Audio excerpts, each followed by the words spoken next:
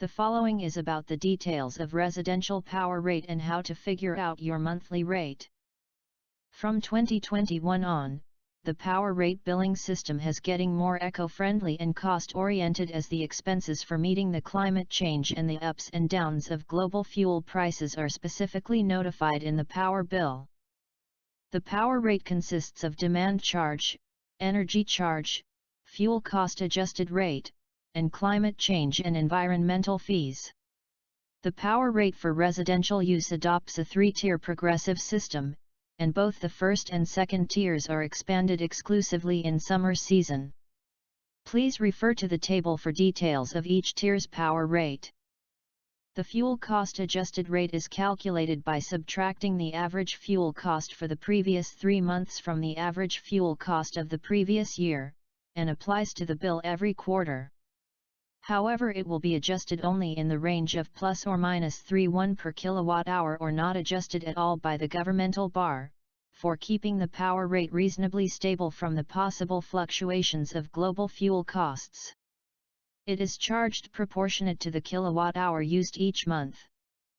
The climate change and environmental fees include the expenses of the RPs, Renewable Portfolio Standard, and ETS, Emission Trading System, which had not been separately specified from the conventional energy charge until 2020, and thus bring collateral discount of the energy charge by 5.1 per kilowatt-hour.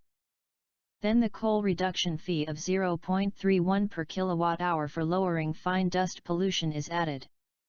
5.31 per kilowatt-hour is set for the fees this year to meet the climate change, and may be subject to change every year. Look at the example of the bill for March using 360 kilowatt-hour a month.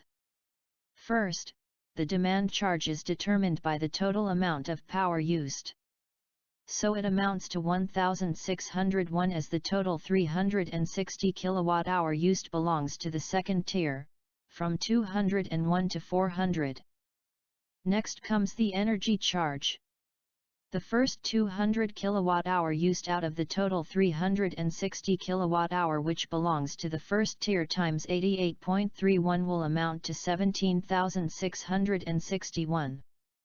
Then the rest 160 kilowatt-hour used which belongs to the second tier, multiplied by the second tier rate of 182.91 amounts to 29,264.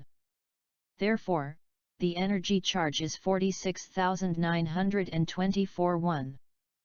Then the fuel adjusted rate, minus 3.1 as of March 2021, times 360 kilowatt-hour comes to minus 1,081. The climate change and environmental fees come to 1,908.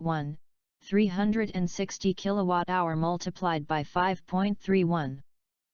The sum of the demand charge of 1,601, the energy charge of 46,924, the fuel cost adjusted rate of minus 1,081 and the climate change and environmental fees of 1,908 gives a power rate of 49,352.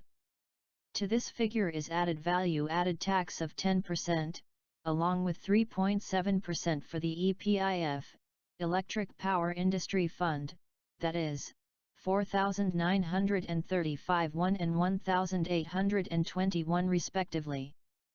Thus, the total amount to pay for the month will be 56,101, which includes 49,352 for the power rate, 4,935 of value-added tax, and 1,821 of EPIF.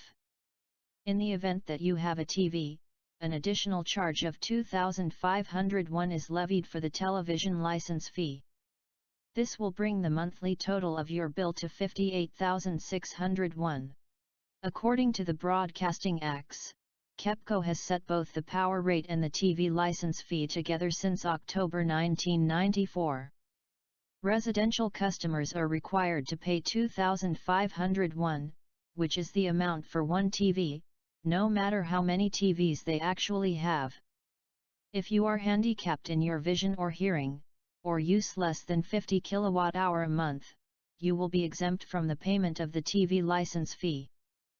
The EPIF, Electric Power Industry Fund, is a fund raised by the government for the development of the nationwide electricity infrastructure. It is invested in such areas as the development of alternative energy sources and the supply of power to remote islands outside the grid, etc. You may be required to pay as much as 3.7% of the power rate every month. For further information of calculating residential power rates according to seasons, please refer to the following.